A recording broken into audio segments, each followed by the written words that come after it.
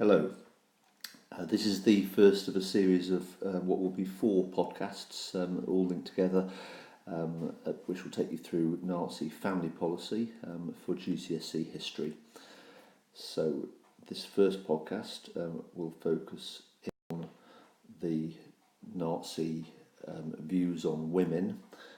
So looking at the mind map here that we covered in the revision session, we'll cover these 2 strands here. We'll cover women in the Weimar Republic and Nazi views on women. Okay, start off first of all with women in the Weimar Republic. I think the important thing to understand at the start is that when Hitler came to power in January 1933, he was the Nazis were actually very popular with women. There's no doubt about that. There were approximately 2 million more women in Germany, in the Weimar Republic, 1919 to 33, than there were men, for a fairly obvious reason. During World War One, 2 million men had been killed. So there were a great deal of women in the Weimar Republic who were basically widowed or were mothers who had lost their sons. Perhaps that's one reason why women were attracted to the Nazi message. Remember, the Nazi message was about the home. The Nazi message towards women was very much about restoring traditional family values. So that's the first feature. The second feature, which you can see in the first bullet point here, is very distinctive. Is that women were much more liberated. I'll just write that word down for you because I think that's an important word for you to use. Liberated basically means they had political freedoms in Germany. I know we take it for granted nowadays. 100 years after World War One, but during World War One, remember, think about countries such as Britain. You've been doing it in the impact of war. Women were, before World War One, were campaigning for the vote, and actually in Britain, women didn't really get the vote until 1928. Well, in a sense, Germany, because she was defeated and because the Treaty of Versailles was imposed on Germany, Germany was like a clean slate. In 1919, the country started off afresh. So the Weimar Constitution that created the Weimar Republic, that turned Germany into a democracy, actually gave women extensive rights. They were given the vote in 1919. That's something that women didn't get in Britain for nearly another 10 years. So women in Germany after World War One were very, very liberated. They had political rights, in particular the right to vote. Okay, so that's our first point. Secondly, they also had the right to become members of parliament. Now remember, in Germany the parliament is called the Reichstag. Members of parliament were called deputies. By 1933, when Hitler came to power, almost 10% of women were members of the Reichstag. Now again, that was very, very, very distinctive feature. Wasn't just in public life, it was also in professional life. So many women worked in the professions, law and medicine. They had opportunities to go to university. Again, very, very distinctive. So the overall effect of that was that women became much more self-confident in Germany. Observers, visitors to Germany from other countries, including from Britain, commented during the Weimar Republic how confident the women of Germany were. You can see in the picture here women out by themselves at bars. I know nowadays, 100 years later, that's perfectly normal. It's accepted values, but very, very unusual at that time. Whereas in Germany, it was like they were ahead of the time. Some women, not all, had equal pay to men.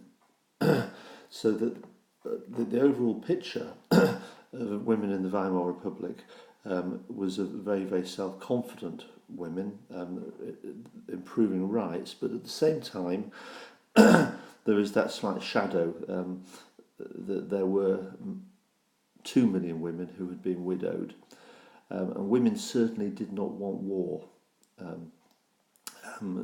After all, World War One had impacted on them really, really badly. Ever so important to understand that. So women were attracted to the Nazis not because of Hitler's message about rearming and preparation for war. And you also have to remember, and I keep emphasising this point, the message about rearming and preparation for war was not a message that Hitler made public. It wasn't really going to be a vote winner. So that was not a message that he gave in the early 1930s. Okay. Now, what were Hitler's views on women? Well, again, I frequently use this image of Hitler as a wolf in sheep's clothing. Hitler was very, very skillful as a politician at presenting a view that was actually different from what he really felt.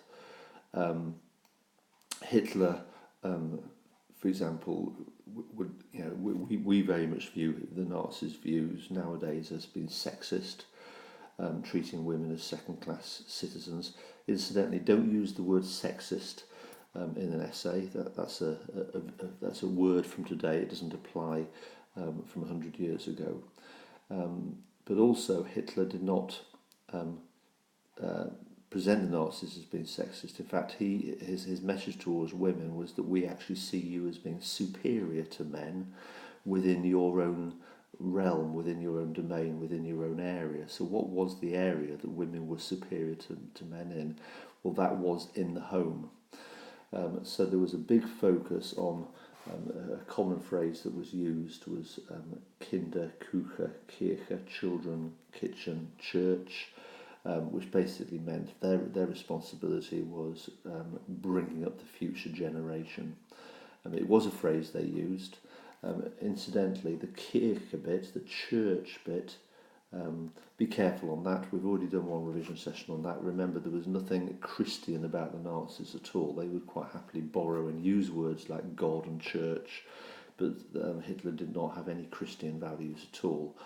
That was simply a way of control, of trying to bring people in to support him. So the women's role was very much on traditional family values. So the Nazis very much frowned on women working. Now that may seem a bit of a contradiction compared to all the rights that the women gained during the Weimar Republic, where they had been given opportunities to go to work, and that helped improve their status and their confidence. That divided women. Some women did not, they wanted to continue work when Hitler came to power, but many women didn't. Remember that there were 2 million women who effectively were many of them were single mothers, and although they did go to work, they viewed that as a burden because they found it difficult to look after their children. These are women who were obviously widowed during World War One, and so when Hitler came along with a message that he wanted women to return to the home and that the Nazi state would support that with handouts and loans, many women were attracted to those values. The Nazis also frowned on women living an unnatural lifestyle. They very much sort of disagreed with that. If you look at the picture here, a typical view of the Nazis had of women was very traditional. They frowned upon wearing makeup, for example. Their role was traditional. They should be dressed in traditional, comfortable clothes, suitable for the home and suitable for being mothers. So the big emphasis was on a natural appearance. Again, that may not sit comfortably with the values of today, but in those days, in 1933, that sort of simple message. Bear in mind, when Hitler was voted into power in 1933, it was after 4 years of the Great Depression, in which women, particularly single women who'd lost their husbands during the war, really struggled to maintain their lifestyle and look after their families. So Hitler's simple message about returning to the home, the state, the Nazi government will look after, will provide for you to be mothers, was a very appealing message.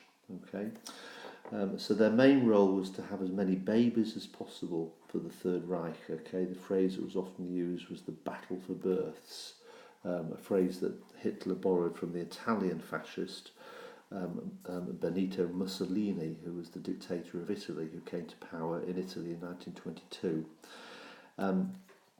So their role was to have as many babies for the Third Reich as possible. We'll develop that theme in the next podcast, which is about youth. But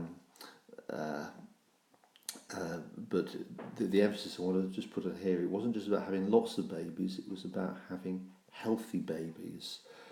So therefore there was a big emphasis on women had to choose their spouse carefully, that their role in life, a teenage girl leaving school, was to find a husband as quickly as possible, but it had to be a racially pure husband. So there was actually a leaflet that the Nazis produced called the 10 Commandments for the choice of a spouse, giving instructions on how you choose your husband, or if you're a man, how to choose your wife. And the high in the list, or the highest of the list, was that basically they should be of good Aryan descent. Aryan being the Nazi race, or the race that the Nazis wanted to basically promote and breed. So over generations, impure blood, as the Nazis saw it, would be weeded out, and that children would increasingly have purer blood through Aryans marrying each other and having children. Aryans, the outward sign of Aryans being blonde hair and blue eyes. So you had to choose the appropriately healthy husband to have lots and lots of healthy children. Okay, so that's this podcast. If you go on to the next podcast, which will be about which will be about the actual policies towards the women. This podcast bit focusing on the Nazi aims. Thank you.